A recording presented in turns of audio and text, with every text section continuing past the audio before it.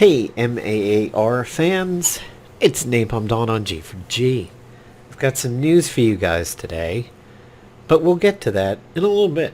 The first thing we're going to do is talk about the difference between Beta 2 and Beta 3 until something happens in the future where we get a new beta or whatever Goofy's plans are. Maybe you'll be able to figure it out. Maybe not. But at least I can hold back some dates for you a little bit, even though the information's out there. But if you're not part of the Facebook group, you don't know it. So, the difference between Beta 2 and Beta 3. Let's talk about that. And which one should you play? More often than not, when you hear that there's a logical sequence of numbers when it comes to betas, you think, oh, well, the most recent one is what we should play, because it's the most updated, right? Well, that's not always necessarily true in how the alphas and the betas have gone for Marvel Avengers Alliance Redux. So here is Beta 2. Beta 2 has the infinite collect all button, no ships, no Christmas lights, not a real working store, editable tabs over here, which is obviously a mistake. Sometimes X buttons don't always work. Nothing in PvP. A little bit of a janky font there. Team will occasionally bug out when you buy certain uniforms. By the way, if you are wondering what causes the Mockingbird bug, it happens when certain uniforms are purchased. I don't know which ones they are right now. I don't know the rhyme or the reason of it. But if you just recruit regular characters, it stays fine. Once you start recruiting characters and then get uniforms, that's when this everybody's Mockingbird bug shows up. You can still go into combat and choose people, and that will work just fine. So go to change, and there you go. You see, I still have 6 pages of things that I unlocked. So, and there's an error here. Blaster should be there instead of double infiltrators. But a lot of that stuff is fixed in the next one. So as you can see here, pretty robust character selection. Everything. I'll pick Beta Ray Bill for the hell of it over there. Still exit out of it. So this one, and also this map looks really good. Like, these icons seem like the right size. Maps look pretty good over here, but simulator doesn't do anything. Really, the only major button that works down here is team. Your friendlies are not scrollable, and collect all is infinity, which is fine because you need to hit collect all to actually recruit players and kind of get that nostalgia back. Gear doesn't do anything. Clicking up here doesn't do anything. Also, the window frame is pretty reasonable. The window frame is a decent size, and you can still adjust it a little bit if you want, but then you'll get letterboxing on it. So, as we go over to 3, let's talk about some things as a nice beta sandwich over here. Let's talk the peanut butter and jelly of it. 1. What is happening with Flash, and how will it affect Redux? What you see going on with Windows and everything lately with Flash, and it's reminding you to uninstall it, and the browsers are telling you you're not going to be able to use it past a certain date, that doesn't affect MAAR in any stretch. The reason why is Goofy packages up Redux with a working Adobe Air executable. You see here, Adobe Air. The game will always feature a standalone Flash interpreter. So it doesn't matter what happens out in the world or on the web or anything, you will always have, when you get Redux, an executable that understands what to do with Flash and then takes care of it. Now, if you were to attempt to go into an SWF file and you don't have a good app on your PC that interprets Shockwave Flash files and everything, that is clearly a different story. But this will always be a self-contained package. It doesn't matter if Adobe takes a nuke from orbit, we'll all be good. Will we eventually get into HTML5 programming or something? That was the belief that was happening with MAA when it was live, is that they were going to try and reprogram it in HTML5 to be more efficient, so on and so forth. I don't know. Goofy will have to tell you that he spent so much time optimizing Redux as it is, he may not want to switch languages, due to a little bit of sunk cost fallacy. If he's put in so much on this, he may keep with it. But maybe eventually there'll come a time when Redux will get so big and bloated that HTML5 will be, just better optimized. Talking about the systems, it will not be on Android. It will not be on iOS. It will be on Windows PC. If you're on a Mac, get a Windows emulator. If you are on a Linux Unix machine, get a Windows emulator. It's the best way to go. The Shockwave file pathing could be done if you had something that played, the Shockwave files. However, it is the utmost recommendation that we make that you get a Windows emulator and use it through the executable. That is the way this is intended to go. In terms of iOS and Android, I say it in every video. I'll say it again on this one just to make it clear. It's not coming to iOS. It's not coming to Android. It will never, ever come to iOS simply due to the fact that you need to be basically jailbroken to sideload IPA files that don't come from the Apple Store. Android, as a lot of Fortnite players know, you don't necessarily have to get your installation files from Google Play. You can get an APK from anywhere and install it. That's how I play a lot of the games you see on my channel when they're not globally released. I get the APK, I install it on devices or BlueStacks, and I play it and I do videos on it. Marvel Future Revolution. No, not Future Revolution. Realm of Champions, as a prime example. Marvel Duel is a prime example of it. So Android has a slight possibility, but I will state as clearly as I possibly can, nobody is working on it. It is also ridiculously selfish for people to push for a mobile version when we're still working through betas on the actual platform it's being developed on, and that's Windows.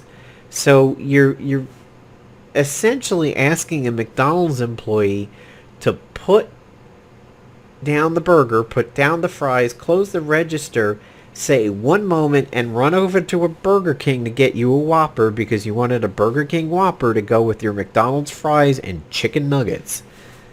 That's what you're doing when you push for mobile versions. Knock it off. Chill out with the mobile stuff. Maybe Android will come at some point in the future if we get an Android savvy developer who can take Goofy's work and fork it to Android. But that person doesn't exist right now, and it's pretty fucking selfish to think that Goofy should be doing it. And the way some people come across, yeah, some people think he should be. So here's Beta 3. You'll notice some differences right away. We have jets, and some jets have levels. We have the Christmas lights. We have scrollable friends. Collect all, by the way, is fight-based, not time-based. Do about 10 fights, and your collect all button recharges. Beta 3 is really, really good about the UI. So if you go to store, you get a functional store, and you can spend money in this store. You can actually do research and so on. So I'm going to go ahead and I'll buy this. Well, buy is not available. I wonder where buy is. Oh, where did buy go? Oh, purchase. I get it. It's up here. Is that really where it was? Alright, so I've purchased a couple things. Buy that. Buy that. You can go to research. And you can actually go through and find some things to research. And you'll notice they're battle-based, not time-based. Now, that encourages you to play the game. It encourages you to be in charge of your own destiny. If you remember back when MAA was live, it was time-based. It's good and bad. The bad moments are if you wanted to start a research when you were going to bed. Say you get a solid 6 to 8 hours a day. You could do a reasonable research while you were in bed, and it would progress. MAA favored people who have time. Redux favors people who commit to the game. So this precision rifle right here, if you wanted to research this, going to bed doesn't help you, but playing the game does. 10 battles is kind of a mission, or a mission and a little bit of change. So you are fully in control of your research in this. Same thing for the ISOs, the supplies. All of this research is up to you to push the needle. It's not time. That's good and bad. I can see a point of like, well, I just want to go to bed and have a research done. I don't want to do anything about it. Yeah, I understand your point, and I think it's valid. However, this rewards people who are addicted to the game and want to proceed with it. And eventually we're all going to get to that point where we have billions and billions of little two-shot energies anyway. So you just got to do it. And no, there will never be any autoplay. The game never had it then. It's not going to have it now. Thank God. So, team is working. There are videos on my channel of how to unlock and recruit some of these characters and manipulate them through the XML files. So, for example, the agent over here has stuff that isn't just available in the store, but I've programmed him to have some elements of the demon set or the son of the demon set here by editing the XML. I'm not going to go into it in this video. The videos are on my channel. Just look at it. I also show you how to fix Black Widow, who was broken. Black Widow's busy state was set to true, even though she wasn't busy, so she was like untrainable and everything. But right now I have actually Black Hat training. When training occurs in this game, again, it will be battle-based. That will be in the final version. So in order to train somebody, rather than just go to bed or sit around and wait, 5 battles, 10 battles, 20 battles, it will be all up to you. So if you're training Black Cat from 1 to 2, in 2 battles, she's trained, so you're rewarded for playing the game. If you're leveling her up from 4 to 5, it might be 10 or 15 battles. Again, up to you. Also, if you look at the store, the tabs are not editable now. They're actually just clickable. So Beta 3 is mainly about the UI. And some things I actually think aren't quite as good as, for example, on the map screens over here, I think the icons were a little bit too big. Some of the fights, some of the fonts have made good progress. You can't change over here, but you can in the XML. And then when you hit fight, yes, combat auto-resolves. No, your game is not bugged. That is what Beta 3 does. Beta 3 was more about highlighting the UI elements and kind of giving you the nostalgia of working research and checking out the store and buying stuff there. I augmented that by showing you guys how to edit the XML, which was messaged to me over on Discord. It started with a message of like, hey, you can go and edit your gold or your CP if you need to. And then from there it spilled out with me realizing just how much more stuff was editable and how many things could actually be fixed by tweaking a few things in the XML. So check those videos out. The gear is now clickable, but there are no settings to change. Hopefully when we see a final version going in here might like change the combat speed. You'll probably have music on or off. I wouldn't mind a volume control within the game, but then again, if you go to the volume mixer, there it is. Redux has its own and I have it like really low right now. I don't need the volume slider in game. I could do it over here. It's just a matter of convenience. Spec Ops and PvP will mirror the game's release as it was back in 2012 when it came out of beta. So for example, whenever the first version of the game drops, Spec Ops 1 and PvP 1 will be available for X amount of time. Then Spec Ops 2, PvP 2, etc., etc. Spec Ops will be permanent, so that once you have unlocked a Spec Ops, the first one, let's say, it will never go away. So that means somebody who downloads the game a year in the future can catch up.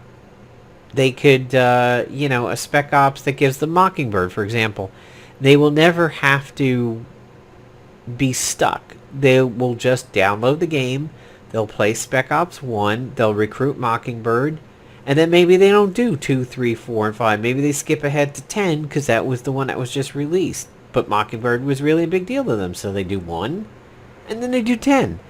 That's part of the freedom that you'll see when Redux is fully live. PvP will be the same format.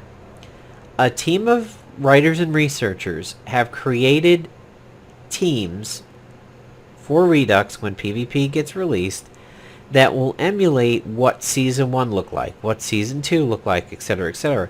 So when you first get the game, you're not going to fight worthy teams. We're not going to see Null and Kurth or Cloak and Dagger or Faiza, etc.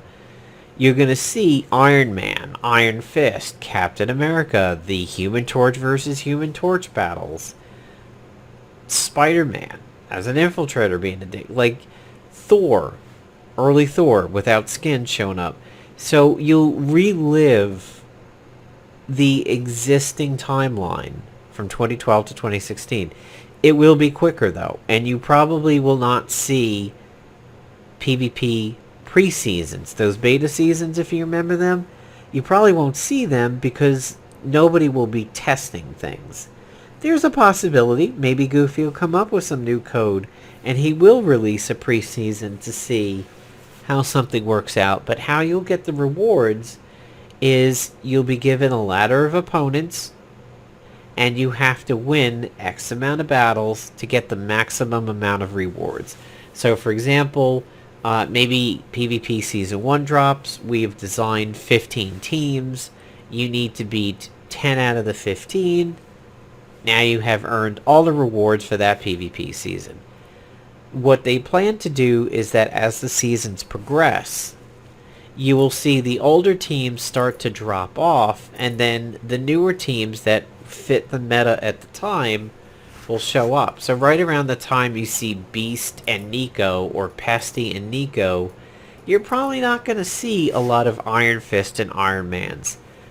But there'll still be a few of them there. You're probably not going to see an agent with a Captain America gun and a magic mirror when Nico and Pesty are over there. But you will see agents with the 4 Horsemen of the Apocalypse set. Doom will be heavily featured when he first drops, and then, he'll fade out. And then you'll probably never run into maybe but one Doom team on your ladder, ever. So, and then there will be updates. There'll be new Spec Ops, there'll be one-shots, there'll be new PvPs, new heroes, new skins, new ISOs, everything like that. It'll all be there as we progress through the betas and get to the live version. So now, let's go ahead and end the suspense and talk about the news, and that is Beta 4. What's up with Beta 4? When do we get it? What's it going to feature? Etc., etc. Will it be more like Beta 3, where it's an auto dice rolling combat that you're not interactive with? Will it be Beta 2, where you have a full combat but now a working UI? Will you have statuses? A lot of people lately have been asking about statuses, like where's my bleeds, where's fire, and everything like that. It used to be, actually, believe it or not, in an early alpha, but Goofy has taken that out so we can work on optimizing code in other areas. So, Beta 4, let's talk the big news. Here it is, important announcement, the Beta ETA, the Beta ETA. December 24th of 2020. 'Twas the night before Christmas, and all through the house, all the men and women were fapping about, because MAAR released Beta 4. It'd be fun if he throws in like a Doom Easter egg. Just makes your entire roster Doom to celebrate that, but no. Anyway, this will not be a full release. Obviously, it's still a beta. Season 1 and the associated Spec Ops will be in there. Combat will be included though statuses will be currently in an unknown state. So combat is coming back, although statuses may or may not be there. All general heroes released up to that point will be recruitable. Reward heroes for the Spec Ops will hopefully be recruitable upon finishing tasks. The agent will be equipable with many items. I will try to include weapon swap and agent look. Stay tuned for more info. If we look through the comments over here, we get an idea of what Spec Ops will be available. I gotta find the spot where he talks about it. Okay. Min Huang asks, wait, I'm out of the loop for a while, so what does this mean about the first Spec Ops? Will it be there? Goofy says, I hope so. We got the XMLs for all but Spec Ops 12, 15, 16, 17, and 18 from Cyrus Annihilator. Cyrus Annihilator, you may know as having done a lot of art for MAA back in the day, and I think he even did some wiki maintenance. Cyrus was a major player in the community, and he has helped us out now quite a bit with Redux. This is super big because originally we were missing XMLs 1 through 18, and every sort of honeypot we discovered was just a mirage in the desert. We couldn't really come up with working things, but Cyrus did help and give us 1 through 10 and 11, and then 13, 14, so that really helps a lot. It's just, I need to get the task working, and the SOs will open up when you unlock Chapter 7. So that means you will need to go through 1, 2, 3, 4, 5, 6, and 7, and then it unlocks. And then a couple people asked, is there anything we can do to help with the missing SOs and everything like that? So that's pretty good. That means overall we have the great majority of the 33, 32 Spec Ops that were available at the time, and we are just missing 12, 15, 16, 17, 18. We're just missing literally a handful, about 5 out of the 30 plus. So that is really good. Again, question was brought up about the Macs. You don't download it on a Mac, you just run it through Windows emulator. Don't worry about mobile versions. Here's some more screenshots of what Beta 4 is going to look like. It's working experience bar, ISO slots.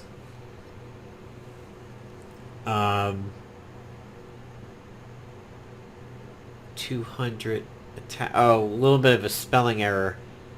I think 20 battles. Okay, yeah.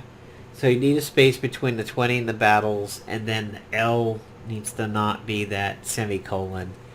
But that'll tell you right there how many more battles. So if Iron Man was training and he was going from 2 to 3, it might say you need to do 10 battles, and when you do one it should drop to 9.